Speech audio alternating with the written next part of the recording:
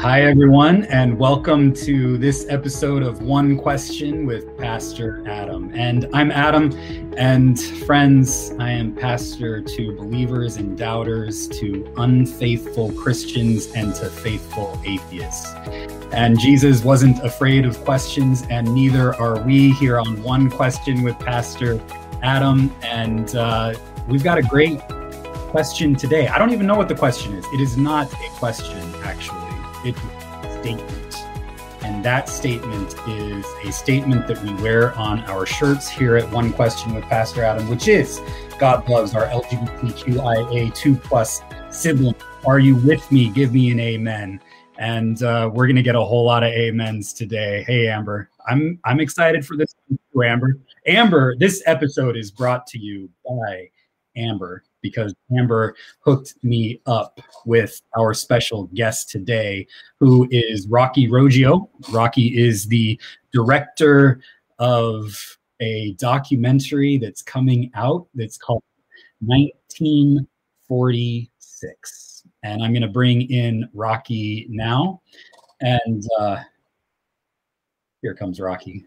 Hey, Rocky. Hey, how you doing? Good. How are you? I'm good. I'm adjusting back to the East Coast after a sudden fly west and just getting back from an LA trip. So we're doing all right. Thank you. You were out here on the West Coast. I'm in Portland, but you were in. Oh, nice. Oh, cool. By actually quite a bit of geography. Yeah, but Portland's a great city. Very cool. Yeah, I'm having fun in Portland. So, Rocky, can before we get started, friends, we've got quite a few of you watching live. If you have comments or questions that you would like to add to this conversation, as always here on the podcast, it's interactive. So you can put your comments or questions in there, and we'll bring them in. So, but I'll just get started. Rocky, can you tell us a little bit about? We wear messages on our shirts here on the podcast, and you are wearing the message 1946 on your shirt. And can you just tell us a little bit about the documentary that you're directing and producing, and why you got interested in 1946? Yeah, definitely. Thank you so much for having me. I love your program. So this is super, super cool. But 1946 is a documentary film that traces the first time the word homosexual appeared in any text of the Bible in any language, which was the RSV New Testament. And then 1952, it was the full Bible. And our researchers wanted to know if it was an ideological decision and cultural, or if it was a theological decision. And they went in there with that. We just want to get this answer to this question, with, some assumptions that there was malice, but really they didn't find malice. They found it was just a word of the time, and through this letter exchange. So basically when I heard about this is what my drive was, to tell the stories. And this is the crux of the story, this exchange of letters between a young seminarian challenging the translation team on this faulty error. And he put together such a well-written letter that the translation team actually wrote back. And there's a 4-letter exchange between this student and Dr. Weigel, which was, pretty ballsy of this kid, it was amazing. So anyway, the translation team said, no, we're not talking about people who are born that way. We're talking about vices, people who use and abuse others and use and abuse sex. And it's just like, oh my goodness, we have this document that hopefully can become a tangible piece to really elevate change and drive the conversation. So the documentary seeks to expose this document, the researchers behind their drive to tell this story, all of the people in between that got caught up in this mistranslation and the creation of anti-gay theology. But we really go all the way back to history in the beginning of the original Hebrew and Greek, to look at all of the language and changes and elevation of these 6 passages throughout time. What are all of the translations, all of the words? How did they change? How did the words seep into the culture and intertwine within the language to where we are now? And so that's one of the important things of the film. But anyway, I did this project because sitting in a conference, hearing all of this, I've had these verses used against me. And so because of my own pain, I felt a drive to turn this into real change because I believe in it that much. So that's a little bit of my part of the story mixed in with the thesis of the film. That's awesome. So you go through and you're talking about the Hebrew text and the Greek text of the New Testament, and you mentioned at the beginning that you were just out in LA doing some work there. Can you tell us about that experience and what you were doing in LA? Yeah, definitely. So I just moved back from the Los Angeles area, whereas in LA is what really set me on the documentary mission part of my story, where I started to go back to church. And that's where I first learned of the words Malakoi and Arsenokoitai, first learned of gay Christians, that there are churches that are affirming. Like, I hadn't been to a church in 20 years, so all of this is going on. So I actually know the gay Christian scene quite well in LA. But while I was going through that experience, Kathy Boldock and Ed Oxford, they did their talk in LA. Anyway, long story short, Ed lives in the LA area. And so I got a call on Tuesday last week that he was having a Skype meeting with a Norwegian scholar who's going to work to influence a Norwegian Bible translation committee to update their translation, because she is taking their work seriously and wants to present it to a translation committee that actually used a word like Knabenschänder. I don't know what their Norwegian word is, but a word more boy molester for 4 out of the 6 clobber passages. So she's going to present basically, hey, look what it was. Look at why it's now homosexual and how it changed. And again, these Bible translations, well, basically what happens is they end up copying each other. And we see some sloppy work from the time that homosexual enters in, into the American influence, mostly in the 80s, with other translation committees. Anyway, so I flew out immediately to film this Zoom meeting with him because he's one of our main heroes in the film. We're working to wrap up his story. He was basically mostly suicidal his entire life, knowing he loves God, but what he heard in the church was, I can't be gay and Christian, and he believed it. And so, he was in torment for a long period of his life. And that's what drove him to do this research. So part of his wrap up in his story is look at the influence he's having all over the world, So anyway, while we were there, since we know LA and I know the churches, we filmed him at church worshiping, and the churches are open again, and everybody was still masked up, but that's what we were doing out in LA. That's awesome. Yeah, I'm trying to get a little more light. We've got Lauren who asks a question today that I should have started off with. She asks, so thank you, Lauren, for this. Is the documentary already out? And can I watch it? I know the answer to this question, yeah. But you can go ahead and answer that, and we can go from there. Sure. So the documentary is not out. We're still working on post-production. We've raised about half of the funds to do a very expensive endeavor to make a highly professional film that's of high quality, like you see in the trailers, with the finished graphics and all that stuff. And so we're working through our edit right now, as we just launched for June a peer-to-peer fundraising campaign to hopefully get some help from the audience to reach out and say, hey, I know 20 people that would give $25. And that's the commitment, and help us in June to raise some of the money that we need to get through post-production. But the goal is to finish the movie by the end of August to begin submitting to film festivals for a 2022 premiere. We can do it if we raise a little bit of money. If not, it's time or money. We're committed to the end. We just have to pay for some things. And so that's where we're at right now. Well, this audience is very passionate about this issue and the incredible work that you are doing to, I like to use the word unlearn some toxic Christianity so that we can learn something that's more true. So that's a lot of the audience here is into that. So how can we help you financially in this endeavor? Is there a website? Yeah. So we do have a website, 1946themovie.com. And there are plenty of ways to get involved now if you wanted to donate now. We have a fiscal sponsor. That's a full tax write-off. They are a 501c3, able to accept charitable donations on our behalf. So that's one way. There's also a GoFundMe already set up on the site. There's merchandise you can purchase that helps us.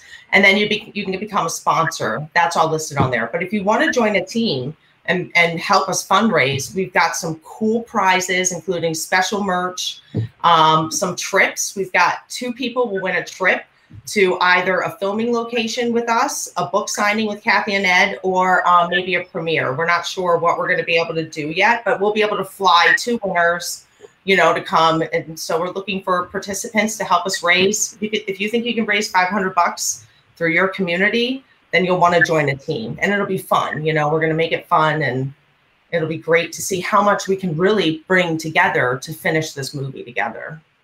That's awesome. I love it. So you mentioned the clobber text, and depending on on who you read, there are 7 to 13 clobber texts.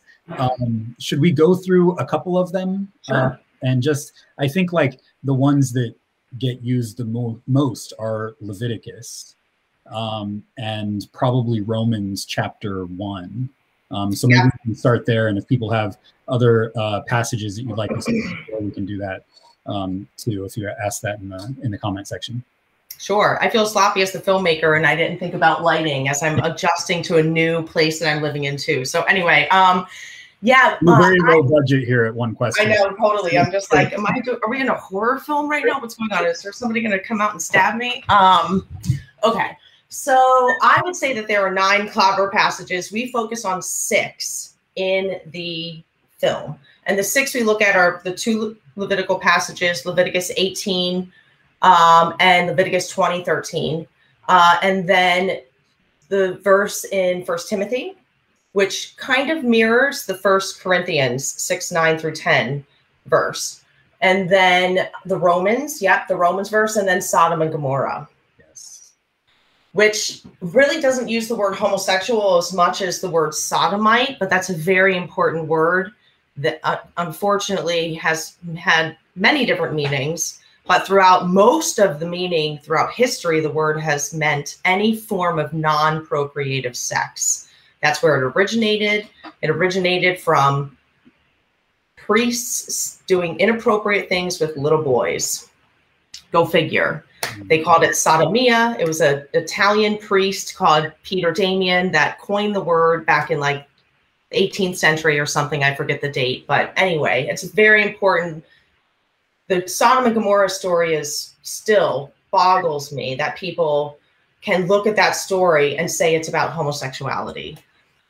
So the Romans passage and the Sodom and Gomorrah story, we want to animate in our film. So that's part of the production quality that we're putting together. And the animation is kind of like storyboard animation, where it's not heavy drawing, but it's subtle moves that pull you in dramatically, and, you know, black and white, almost pencil sketching kind of scenes. But Sodom and Gomorrah and the Roman scene, to put people in that time period, to let them like really experience what was going on, you know. So we're working through that and what that looks like. But anyway, so we can delve into any one of them that you want. I know now way more of this stuff than I ever thought I would. I'm fascinating. All of a sudden, I'm an expert on the clobber passages. Well, you have an amazing presence on TikTok, which is where I first was introduced to you in the project. And you just posted a TikTok video today, right? Can you tell us a little bit about that? Sure. So that post looks at a Bible, from a German pulpit Bible from the 1700s that uses a word that really was in the German text until 1983, which is Knabenschänder. And up until 1983, all the German texts always used the word Knabenschänder, which means boy molester, which is very different than a homosexual. So this guy, Ed, actually has a collection. He spent tens of thousands of dollars buying old Bibles, lexicons, and dictionaries. So that was part of Ed's collection. What passage was that word used in? Was that used in Leviticus? So I'm not sure what the Levitical passages say in that specific Bible. I'd have to ask Ed. Okay. But that's I know that he said that most of the Bibles would use four out of the 6 clobber passages. So I do believe it includes the 2 Levitical passages, the verse in 1 Timothy and the verse in 1 Corinthians. So those would be the 4. So whereas Leviticus gets translated in very different ways in English, Leviticus passages, some of them say you shall not lie with a male as with a female. Some of them say, there's even one, right, that says, that uses the word homosexual in the Leviticus passage. And it's not, there's nothing close to that word in there. It's just an ideological, let's put this word in here so that we can force everybody to think that this is what it's actually about, right? Yeah, it was in the 1970s that it ended up going into 3 different Bibles in the Levitical passages. The Living Bible, the New International Version, and then the NASB all came out in the 70s and all put homosexual in for the first time in the Levitical passages. But what we see in like the German text or the Norwegian text of or the Dutch, they would use in the Levitical passages, what happens is there's a word zakar, which you know of, that can be translated male, mankind, or man-child. And so there was a split.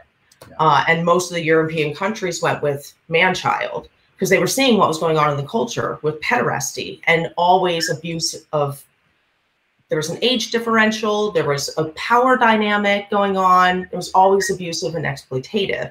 And so it was natural to just say, this is abuse with a child, you know? And then the English and the French went with man. And so that's where the conflict is. And it's like, is it man or is it boy? So those are one of the questions that we'll answer, you know, and there's a lot of controversy on it on both sides. You know, some people say, no, it's boy. And, you know, people say, no, it's mankind. But what does that really mean? You know, why didn't they say adult male? You know, it's just really strange. Yeah.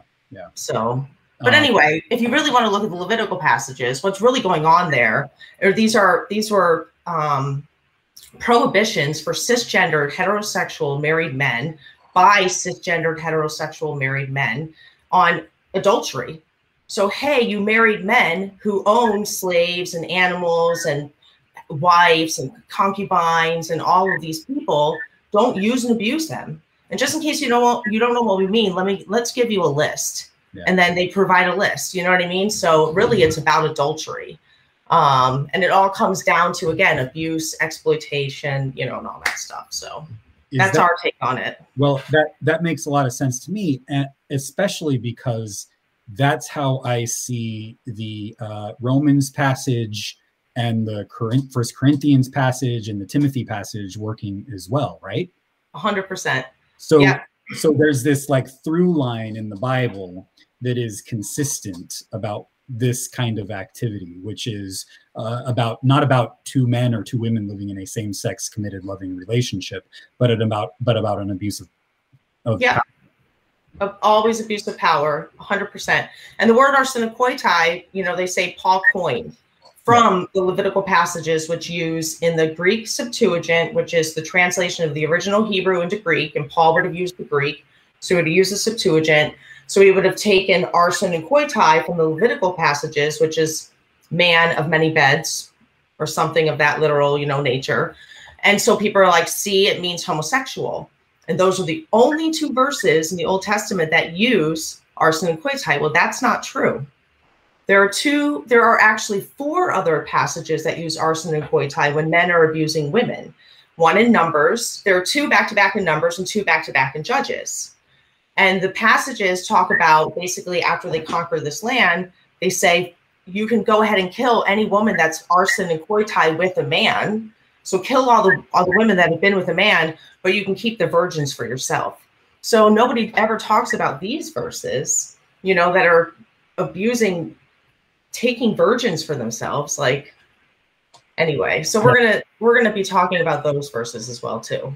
Well, and those teachings are in line with the stories in Scripture that are about this activity. Like use and abuse. You mentioned Sodom and Gomorrah, which is also not about 2 men or 2 women living in a same-sex committed relationship. It's about gang rape. That's what this power dynamics. Yes. Yeah, conquering, shaming, you know, Yeah. and it was very common to humiliate. Yeah. You know, it was active humiliation. Yeah. So it's interesting how people pick and choose the context. And there are 6 verses that talk about same-sex activity that all have a common theme of this, you know, abuse. But they don't want to talk about the 200 plus verses that talk about heterosexual, you know, prohibitions and, you know, sexual sins and all that stuff. It's like, it all has to do with using and abusing others.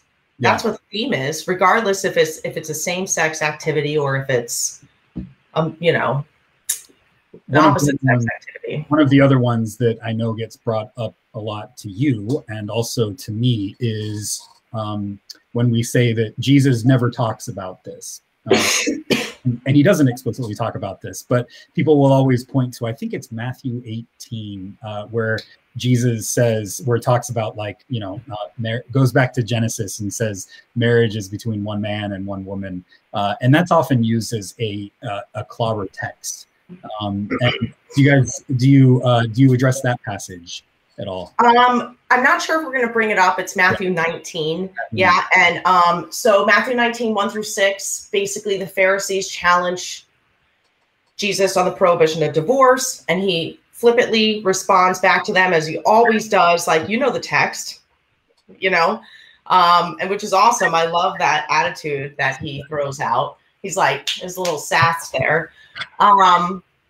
And then he proceeds to tell them, man and woman, you know, but then he does something fantastic there. And he talks about eunuchs, which is interesting. When I challenged the non-affirming camp on this text, nobody ever wants to look at these verses, which I think then read to 11 and 12, which we did do a post on this, where the non-affirming camp will stop reading at verse 6 and they never talk about this eunuch text. And then if they do talk about it, they'll be like, well, eunuchs are castrated men, but that doesn't count. But it's like, Jesus said that some are born that way. Like, why would he use that language? And then he says, and some will be able to accept this and some won't. Like, I mean, that's pretty bold. So I think he did say something about it and nobody wants to talk about it. So I would like to put that stuff in the film. The issue is there's an hour and a half in the movie. There's a big thesis with the letters. The man who wrote the letter, he's still alive, so he's in the movie. We're going to show him in cartoon form in the 1950s when he felt the call to ministry, but he also knew he was gay, but he didn't know there were any other gay people. You know what I mean? So we're going to have cute little cartoon David, you know, get his call to ministry, and then years later sees a book on a stand that says homosexual love, and he's like, wait a minute, I could have love? And the one thing all of our characters are missing, and an LGBTQ person is missing in this space, is intimacy. We're always taught that we have to be kept from intimacy. And so that's one of the big through lines. That's what drove Ed to suicidal ideation all his life, until one day when he was like in his 40s, somebody's like, you need to meet gay Christians. And he was like, what? Gay Christians? And that led him to like start buying all these Bibles and start doing all this research. You know, it's incredible. So anyway, intimacy is a big deal. So between all of the themes that we have to talk about with Kathy, Ed, myself as the filmmaker, which we didn't even talk about, my dad's in the movie, Adam. I don't know if you know this. My dad's a non-denominational side ex-minister who believes that homosexuality is a sin. You need to repent. So much so that after I've taken him to the Reformation Project, he's read all of the books. He's now writing his own book on why he believes homosexuality is a sin. So he's in the movie. And then with the clobber passages and the history of the language, the church history, the history of church fathers, there's a lot of foundational stuff that we're going to be putting in there. It's hard to then delve into some of the other verses. Yeah. So we'll see which ones we highlight to say, hey, look up this later. I know some of them will probably be referenced in Kathy and Ed's book, which is going to be coming out prior to the movie. It's called How the Bible Became Anti-Gay, Forging a Sacred Weapon. And so that'll have all the footnotes of all the research, so everybody can take all the information that we're presenting in the film and continue this work and research and look up everything. You can't Google this shit. Right. Sorry. You know, like, you've got to go to libraries, and that's what they did, and everything will be footnoted. So it'll be really exciting. We're hoping that people will want to continue to do the work and go to libraries themselves and look at some cool stuff. That, I mean, some of the stuff that they were looking at has been sealed since the 60s. You know, like, it's incredible that nobody's even looked about this, because the church had all the answers that they needed. In the 1970s, when gay liberation was happening and civil rights movement was happening, and of course, when women started getting their rights. Sorry, that was a little long. Downhill from there, yes. It's not all downhill, and it's not. No, I wanted us. Yes, well, we all have each other. Yes, and I wanted to show you this before I get into another question. People often ask me what translation of the Bible they should get, and the RSV started all of this, but there became a NRSV because they were like, we made a mistake and we need to take this word out. So I have this. I don't know if you know this one. I've read it times, as you can tell. Yeah, right. The Oxford Annotated Bible, the NRSV version. And in the note in 1 Corinthians, this is fascinating. 1 Corinthians chapter 6, verse 9 is one of the clobber texts. The note in this particular Bible says this: the Greek terms translated male prostitute and sodomites do not refer to homosexuals. As an inappropriate older translations, masturbators and male prostitutes might be a better translation. Wow. So they are like apologizing in this for putting the word homosexual in the old RSV version of the... I'm glad you mentioned that, because I know that, so they say sexual perverts, but I've actually never looked at the footnote. And one of the things that we are working on is including some of the footnotes, because now later editions, if you look at 1 Corinthians, how egregious it is, what it says right now, it says that these are consensual acts by same-sex partners. Oh. That's what the footnotes say now in modern 2017, 18, 19 Bibles in 1 Corinthians. It's something my dad mentions at the Reformation Project. It's a big talking point in the film. So we will be pointing out some of those. If he doesn't have that one, I definitely would love a screenshot of that. That's incredible. Yes. It's good. Yeah. Yes. And it's so egregious. It's just like, you know, so we don't see malice until the 1980s. We don't until the church wants to get a grip on complementarianism, which was made up in the 80s, you know, and these masculine roles and these feminine roles. And, you know, as women were getting more rights and starting to get educated, you know, they were like, we need to get a handle on these gender roles. And we see it play out, and then we see the church doubling down on LGBTQ issues. So all of that history will be kind of outlined. That's Kathy's work. So Kathy Boldock is who I'm referencing. If anybody doesn't know the work of Kathy Boldock, she's linked on our website. She has a first book out called Walking the Bridgeless Canyon, Repairing the Breach Between the LGBTQ Community and the Church. Wow. So, yeah. And she does that foundational work of laying out history and language and the church and things like that. So amazing. One of the things that I'm picking up from you in this, and as you're talking about your dad in this conversation and having him in the film, is that you frequently talk about not wanting to other people and listening to people who don't agree with you. And you model that in a really beautiful and wonderful way. And I'm wondering if you can tell us a little bit about how you got there, particularly maybe with your family. Sure. Well, I would say that I'm very lucky to have a family that at least is doing the best that they can as well.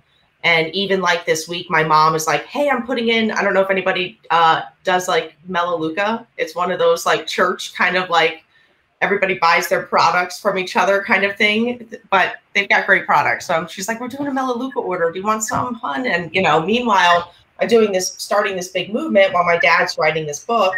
And this summer doing a talk at his church that I just found out, a 4-week series on the public schools immersement of LGBTQ curriculum and things like that, and how parents need to be prepared of what the liberal left are teaching in schools and things like that. So we're probably going to be filming some of that. I'm probably going to be going to some of that. But anyway, you know, I'm just grateful that I have parents that are proud of me for seeing the talent that I have and the drive that I have, and really coming with me on this journey to, you know, forgiveness is a gift for us, right? And that's the only way that we're really going to be in each other's lives. But it's difficult. You know, there's only so many times you can talk about the birds, you know, when you're having dinner and things like that.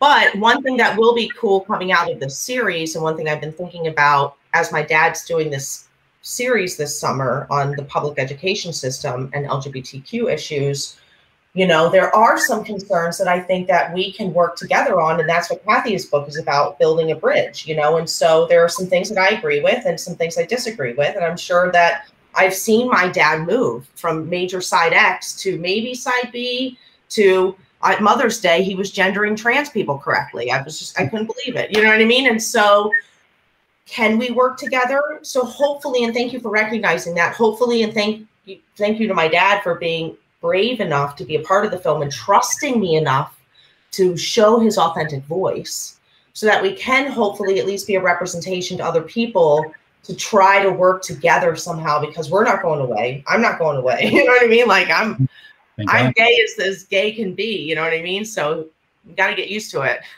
Well, it's one of the most important things and questions that I have, especially during the last 4 years, is how to get along with family members who we just think and act so much differently when it comes to politics and these social issues. And so you're modeling that in a beautiful way. And the way that you're talking about it, I know that it comes out beautifully in the film too. So were you like did you want to be intentional about getting another side in on this in the documentary, or?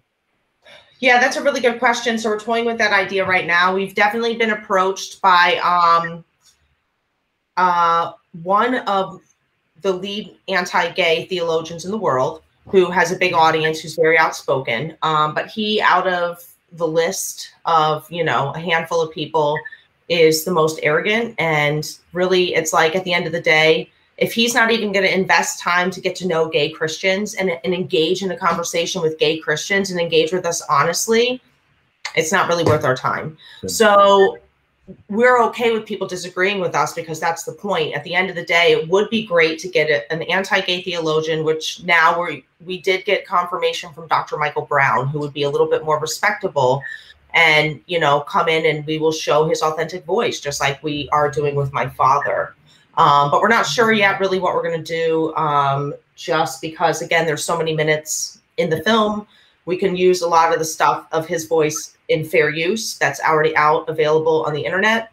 And so, but we do have some very specific questions. And at the end of the day, it would be great to have them answer questions from our perspective, and then let the audience take the research, take the books, take the non-affirming side, and walk out of the theater or walk away from the Netflix experience or whatever it is and say, I need to learn more. I don't want to push an agenda on them. I don't want to push an idea. You know, obviously we're pushing our own journeys.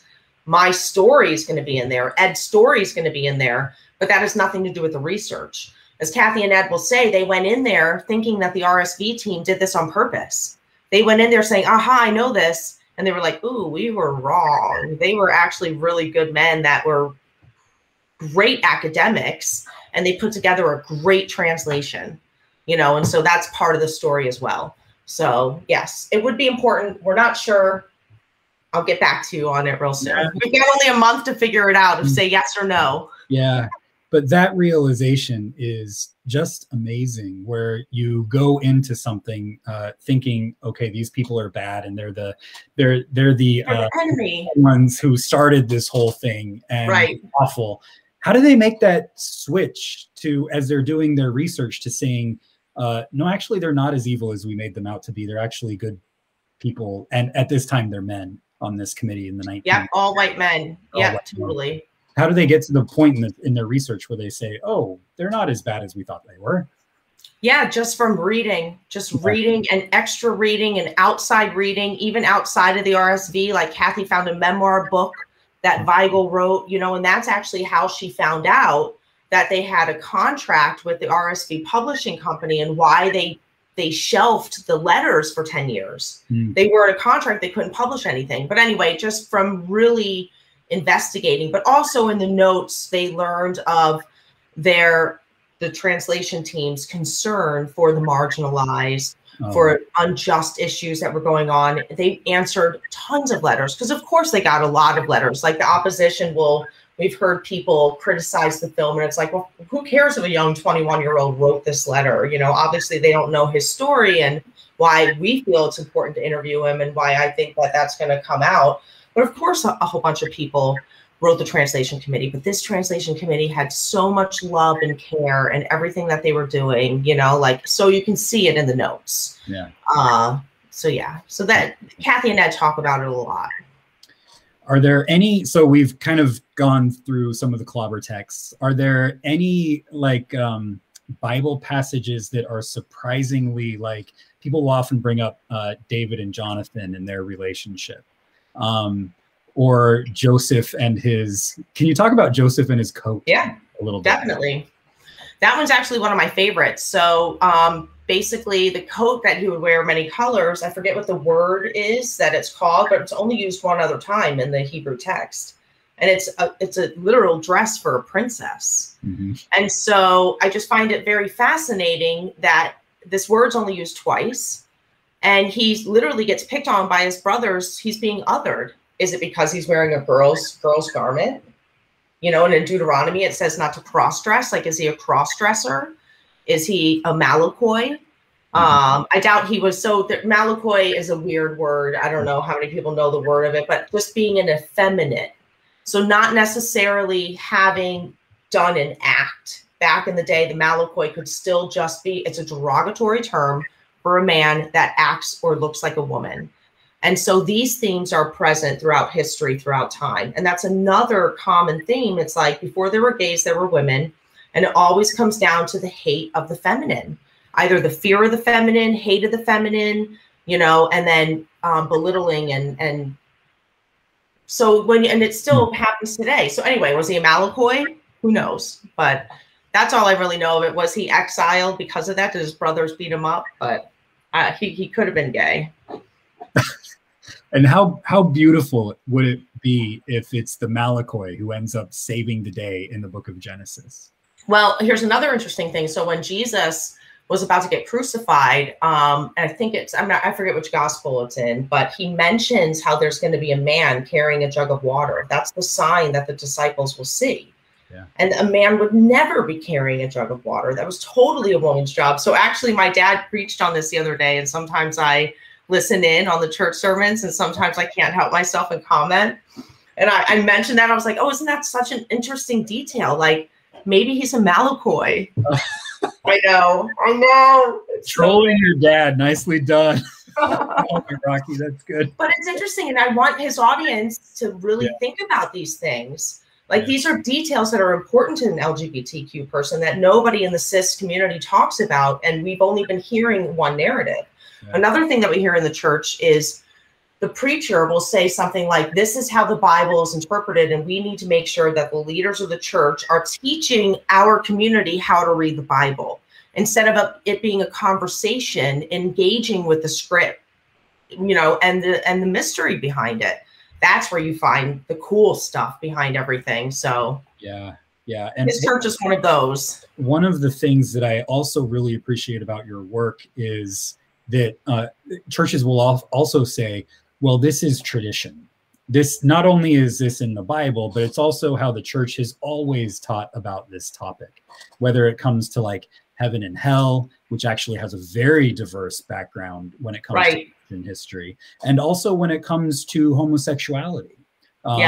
And maybe tradition it is much more clear when it comes to homosexuality, because the word wasn't invented until the late 1800s. Right. And we're still like trying to figure out what human sexuality is still a mystery for us. 100%. Yeah. Right? And so traditional Christianity, I don't even think it's talking about homosexuality in the way that we talk about it. Not even close. And as we're talking, like, the Bible is not talking about homosexuality in the way that we understand it. Christian tradition never talks about homosexuality in the way that we understand it. We've only started talking about homosexuality in the way that we understand it in the 20th century, really, in the 21st century. Yeah, whenever somebody says tradition, I kind of, cringe. It's like, ooh, and honestly, like, I don't think people want to use church history as part of their argument. The church has a bloody, awful past history, and they've had to apologize many times for getting it wrong. And one of my favorite examples is left-handed people. And people don't even put the connect together. It's like they literally, back in the 50s and 60s, kids would get their hands smacked and be forced right-handed. And my father was a forced righty because of scripture, because it says the devil's on the left hand and God is on the right.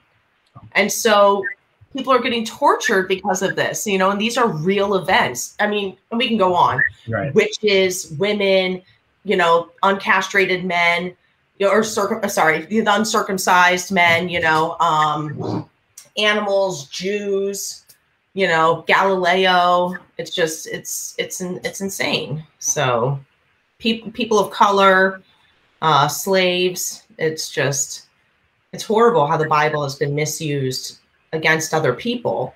So anyway, so whenever somebody says church history, then I always say it's our responsibility to challenge church history, because otherwise we're not doing it right. So, and as you say, for many of these things, the church has apologized and said we got that wrong. And that's maybe when most of the church is when it says, sorry, got that one wrong, and let's include more people. And that's hopefully that is part of the Reformation that we are seeing happening.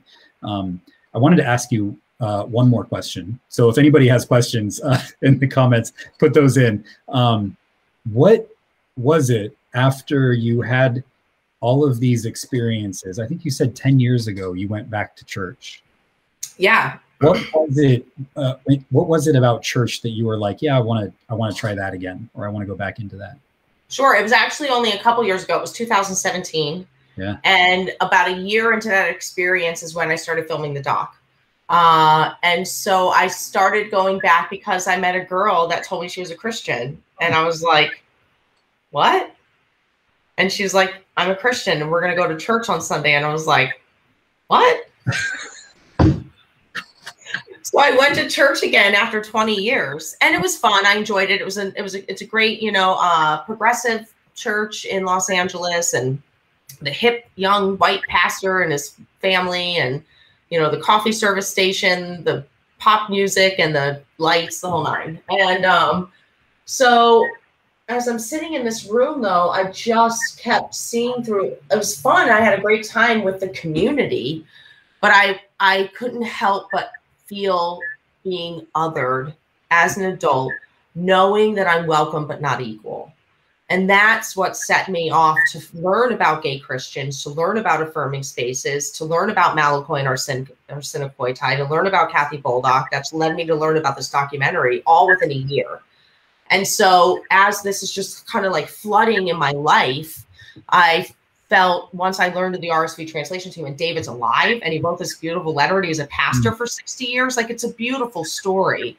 And he tells us in one interview first, I know I was called into ministry despite being gay. And now he tells us, and now I know I was called into ministry because I am gay. And 60 years later, this woman calls me, and I forgot about this letter almost because he couldn't tell anybody. It would have outed him, So anyway, I would have felt it would have been irresponsible of me not to make this movie. But I didn't seek to go back to church. I just found myself in church. And then through 20 plus years of church trauma, my LGBTQ experience, my evangelical experience, that being othered experience, melded with tangible documents. And I'm a filmmaker. So I was just like, I think we need to make a movie, because I know the power of media. And this is something like Kathy and Ed's book is going to be great. We need people to read it. You're not going to get people to read Kathy's book that's going to be this thick. Right. That's going to have 600 footnotes. We're going to get a small audience to read it. I want everyone around the world to read the book, you know? So I was in that conference and I was just like, literally like begging Kathy and Ed. I was at their heels for about 2 months until they were like, all right, kid, you can do the movie. I was like, yes. That's fantastic. So what are your other films? What other films have you So I've done mostly a lot of production design and prop master work. So I did a lot of art design work. I've done one show as a production designer. I did some as a line producer, and I've done some line producing and commercial work. But in film, I've worked primarily in the art department, a little bit of production management. So this will be my first feature film as a director. It's my directorial debut. But I've been in the industry long enough and know enough about production management and filmmaking to utilize those skills and we put together a killer team. You can look on our website to see the professionals, I can't even believe it, that are working with us. Dan Carslake, who did For the Bible Tells Me So. He's a legend in this arena for documentary filmmaking. He's my mentor. I literally had a call with him yesterday when I got off the plane from LA, or in the morning. I woke up, I'm like, what time is it? I don't know what day it is. You know, we caught up. We're going to have a full edit of the movie with blank slates of things that are still missing or animation we need to build done next week. But yeah, I got off track there a little bit. It's all good. It's all good. We just have a few great questions here at the end. Lauren says, how do we follow the progress of the film's development? Yeah, that's a great question, Lauren. So we're on all social media platforms at 1946themovie.com or at 1946themovie. Now, I pretty much, we've got 2 people that are volunteering on the Instagram, so we don't post as much there. I do a lot of stories, but I pretty much run all the different departments. So I do I'm the social media manager too. So I've been primarily focusing on TikTok because our engagement's grown so quickly on it that we need to utilize all of us to hit our financial goal to be able to finish this movie this year. So to really stay caught up, TikTok. And then if you want to get our newsletter, that's another great way. Actually, we just got a new tab on our website, a subscription tab on our website. So I'll put it in the chat right now. So it's super easy. It's one less step then for me of collecting all the emails. Now you all can put your information in, which would be super cool. And then I'll make sure you're added to the newsletter list. So here you go. Let me find the chat now again. I lost you. Hold on. I've got so many screens open. There you go. Here you are. Okay. How do I put it in the chat? Post chat. Here you go. Type something. Okay, good. Yes. Did I send it to you though? Oh, public. There you go. Yeah, there you go. Yeah, I still don't know. I can't find the tab down on the bottom. Anyway, it's I'll get it. I'll put it in. Yeah, thank you. Yeah. Angie says, how can we see this film? It'll be coming out later. And what's the book? I think that's Kathy's book that she's talking about. What's the name of Kathy's book? Yep. So the book is called How the Bible Became Anti-Gay, Forging a Sacred Weapon. That's the second book that's coming out. How the Bible Became Anti-Gay, Forging a Sacred Weapon. And she uses that language because the man who wrote the letter said that this mistranslation is going to be yielded as a sacred weapon against a defenseless minority group. His letter was incredible. Like, wait until you guys see this letter. Like, it's incredible. And then her first book is called Walking the Bridgeless Canyon, Repairing the Breach Between the LGBTQ Community and the Church. That one's linked on our website too. All the information's on our website, 1946themovie.com. And the link that you wanted was the subscription button? Yeah, and that's on the website too. If you just go to the website, everybody, there's a subscription tab. It's super easy to find. Got it in the just put Thank you. Comment section. Sorry that I'm having trouble finding. No, it's all good. Heather, we went over how you can help a little earlier, but always good to do it again. So here at the end, how can we help with this project? How can we help financially? Where can we go for that?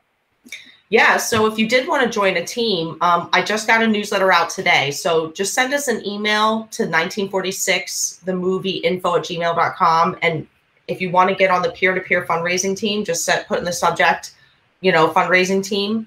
And we're looking for 10 teams of 10. to commit to trying to raise $500 within your community in 4 weeks. We're going to make it fun. There are prizes and games. So that's the best way if you think that you can raise money within your community. If not, if you just want to donate to a team or donate now, all the donation information is on the website, 1946themovie.com. Awesome. Rocky, thank you so much. Thank you for your work. Thank you. I really appreciate it. I hope to finish. So we're really close. We'll have more answers after this June 2nd edit that we get, as far as like, you know, really fine-tuning how many minutes of animation, how many minutes of graphics, because all of that is dollars, you know, so, but we're getting close. We're getting more answers every day, and it's really exciting to see it coming together. I can't wait to show you all. I can't wait either. And Angie says, fascinating, looking forward to this. So we are all fascinated and looking forward to it. Rocky, thank you so much for being here. And yeah, have me back anytime. I really do love your channel. I want to find more duets. So when I duetted you, it took a week before it actually posted. It was really weird. That TikTok hates me. I don't know why, but it always takes me like a couple of days for any of my videos to upload. And somebody else tried to duet me too, and it took a couple of days. I was like, I didn't even write sex anywhere on this video, you know what I mean? Or like, I always put like a weird symbol over the X and homosexual or whatever, you know, I don't know. all the weirdness of TikTok. But anyway, it's so great to talk with you. Yeah, thank you so much. Everybody, thank you for watching, and please go check out 1946, the website. You can share the trailer with people. It's an awesome trailer. And thank you for being here. Thank you for your comments and your questions. We will do it all again next week on One Question with Pastor Adam. Until then, friends, God be with you.